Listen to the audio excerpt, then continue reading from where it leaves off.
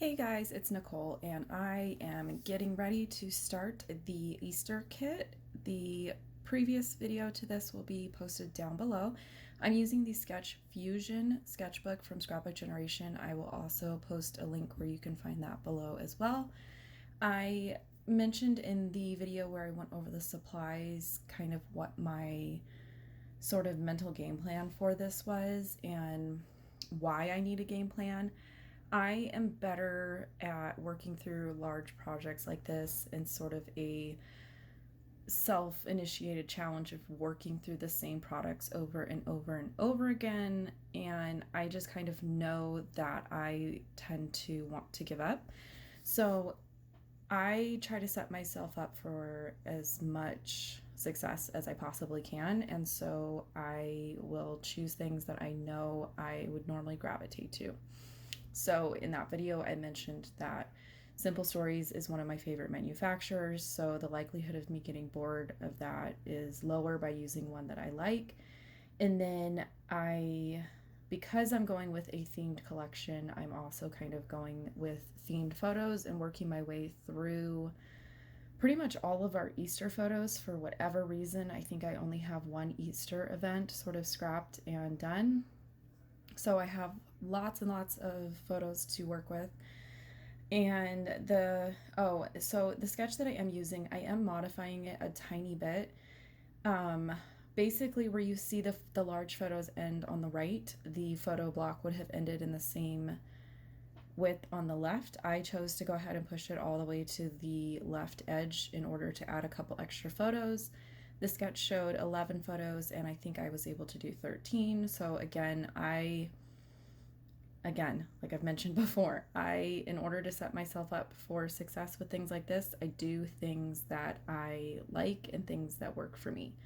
And a lot of times that is adding photos, modifying a sketch to work for the photos that I have, and just that kind of idea. Now, I do have one piece of white cardstock and one piece of pink cardstock because at this point I wasn't really sure which way I was going to go.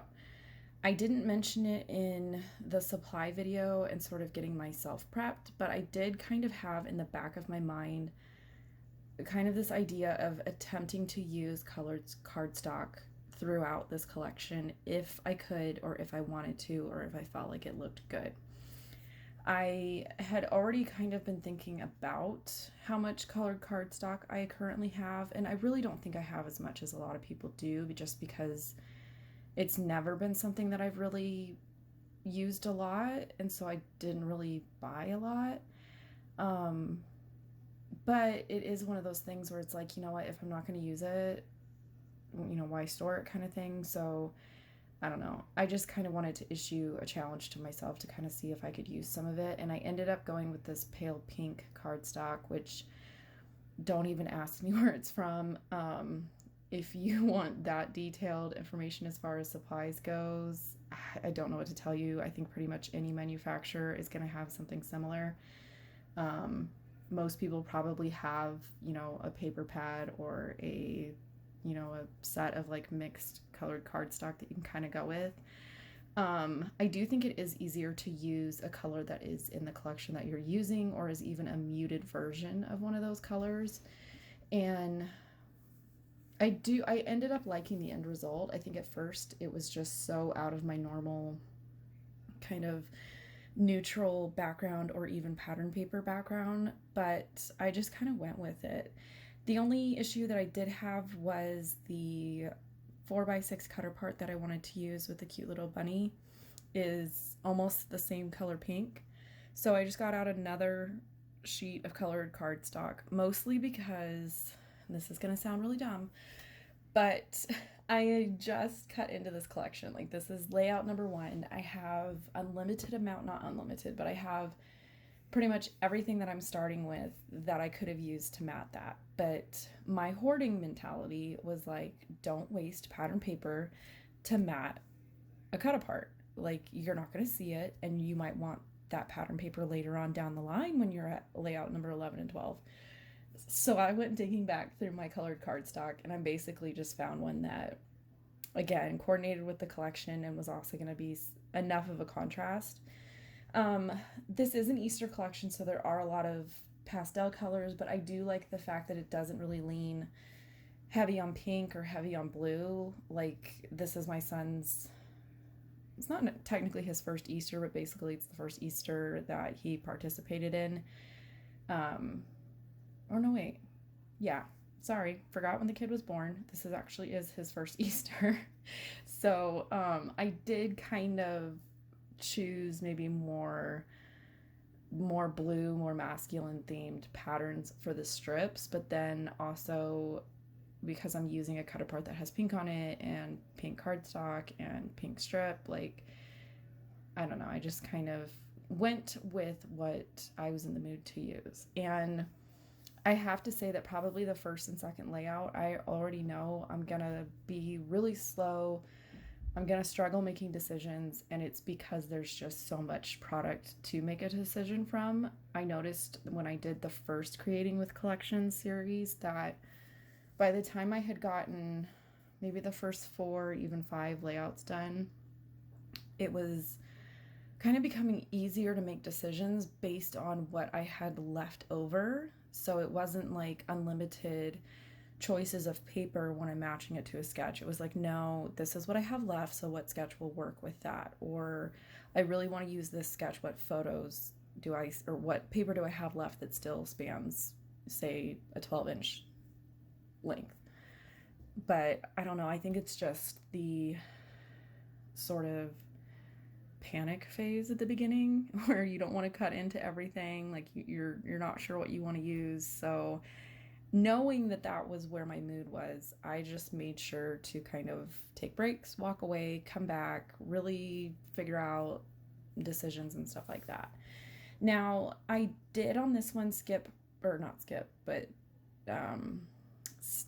pretty close to the actual sketch from Sketch Fusion, where I think the only thing that I really changed up was, again, I added some photos over on the left, and then their title was represented a little bit more on that 4x6 area, which I think on theirs was a matted photo.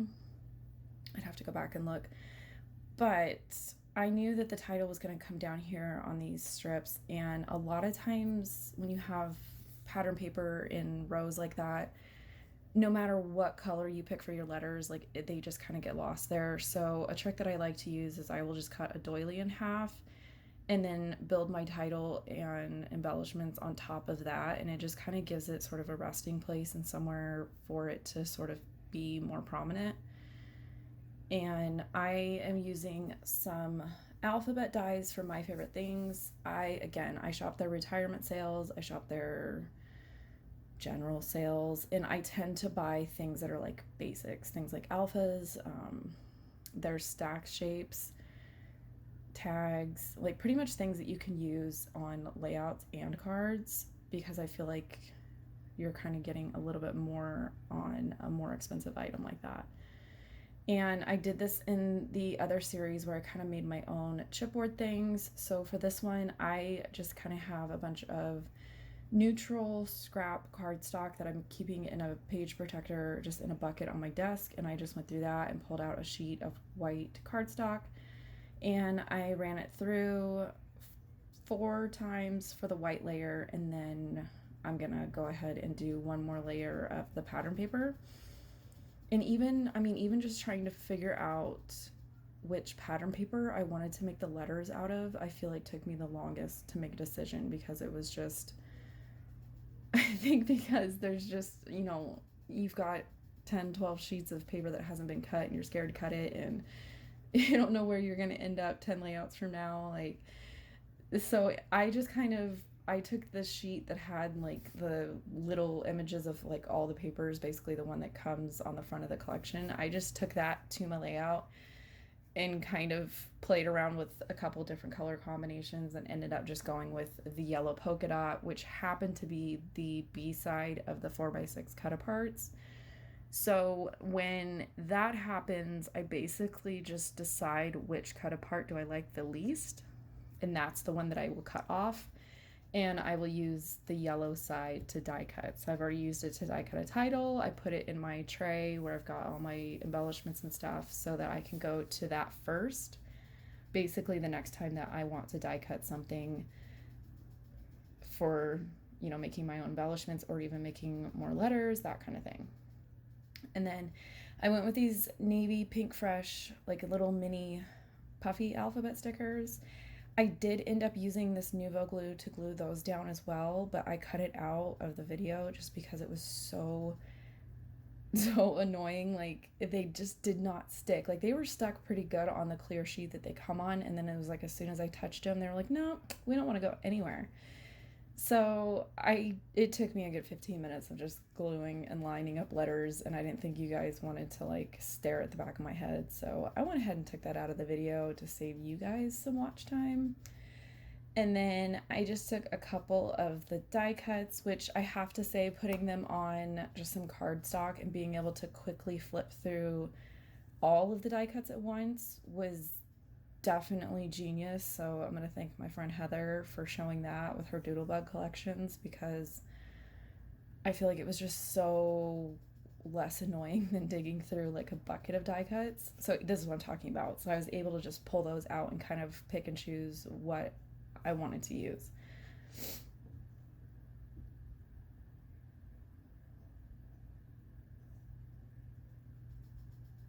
And again, I'm kind of just doing my own thing as far as the title goes, because I did kind of deviate a little bit from their sketch, but this one was pretty close to the sketch in the book. Sometimes I will go either follow the sketch to a T, or sometimes I'll just use it for photo placement, or sometimes I'll even just use it for like a general idea of where to put main ideas, like the title, the photo, the journaling, that kind of thing. I went ahead and typed up my journaling, and I know people have asked me in the past about like fonts and stuff. I've been on like a clean looking font kick lately, and I've been using Century Gothic, but the little bunny card had like a typewriter font on it, so I decided to go ahead and use a typewriter font for my journaling, just to kind of bring some sort of cohesiveness as far as that was going on. Just because there is a lot of text in this, there's not a whole lot of icons, which again, I think it's just because it's the first layout, and I'm like, I don't know how many of these things I want to use. Plus, it's very photo heavy, and if a layout is photo heavy, I tend to go kind of light on embellishments. Otherwise, it just starts to feel congested, in my opinion. I mean, you kind of have to just go with, again, what your styles are, what works for you. And I'm typically more, I guess, like happy with the end result if I just kind of stop pushing myself to try to put things on there for the sake of putting them on there, and just stopping when I feel like it's fine. And like I said, this like last half of the video is, even in real time, twice as long as it took me just to do the photos and the paper, because I feel like I just struggle with making decisions when it comes to embellishments. I think for me, I'm weird. I think the fun part for me is cutting the paper and the photos and doing like the foundation type stuff.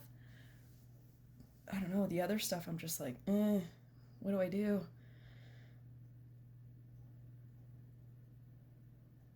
And even the journaling strips, I did stick to what the sketch showed. Like, the sketch showed that the journaling strips were actually separated, and it ended up working out for the blank areas in my photos. So I went ahead and did that. And then I pulled out my little notes that I had made myself so that I knew what date Easter had fallen on this year, which this would have been 2012.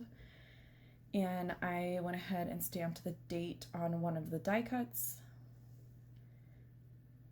And then the last thing that I'm going to add is I don't know, I felt like I needed something else over there, so I just found one of the little floral images from the sticker sheet to go ahead and add to that. So here you can see a completed photo of the layout and a couple detail shots. I am looking forward to sort of continuing on with this, and I look forward to chatting with you guys down in the comments, and I will catch you guys later. Bye!